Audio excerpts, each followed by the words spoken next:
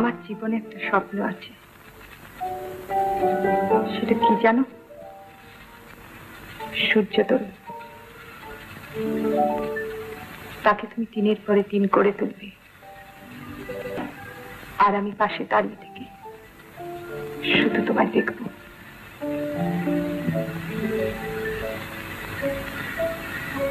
আমার প্রেরণা কি কোনো মূল্যই নেই তোমার কাছে? তবে তুমি যে অসাধারণ, এ পরিচয় আমার কাছে কেন দিলে? পারো তুমি রাজশেখরের কাছ থেকে আমাকে মুক্তি দিতে?